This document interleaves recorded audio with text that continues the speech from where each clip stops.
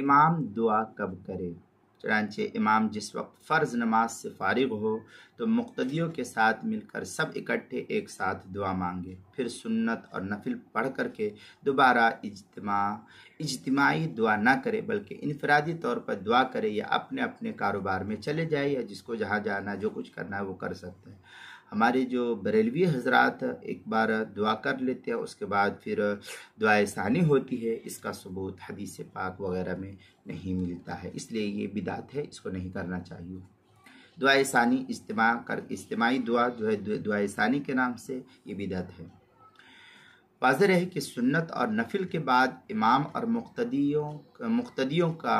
مل کر اجتماعی دعا کرنا قرآن و سنت سے ثابت نہیں، جیسا میں نے کہا کہ بریلوی حضرات کرتے، یہ سنت سے ثابت نہیں، اس لیے امام یا مقتدی کو دوسری یا تیسری بار دعا کے لیے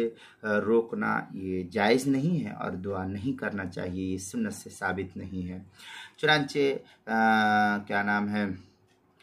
الکوکب الدری میں حضرت گنگوہی رحمۃ اللہ علیہ لکھتے ہیں وَيَغْتَنِمُ الدُّعَاءَ بَعْدَ الْمَكْتُوبَةِ وَقَبْلَ السُّنَّةِ عَلَى مَا رُوِيَ عَنِ الْبَقَّالِ مِنْ أَنَّهُ قَالَ الْأَفْضَلُ أَنْ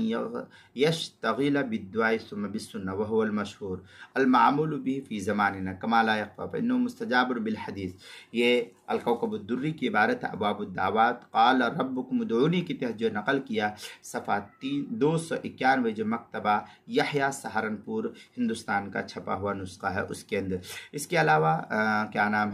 اور بھی کافی اعلاء السنن کے اندر یہ بحث ہے، رحمہ اللہ طائفۃ من المبتدیات فی بعض اقطار الہند حیث واظبوا على ان الامام ومن معه يقومون بعد المكتوبة بعد قراءة اللهم انت السلام منك السلام ثم اذا فرغوا من فعل السنن والنوافل يدعو الامام عقب الفاتحة جہر بدعاء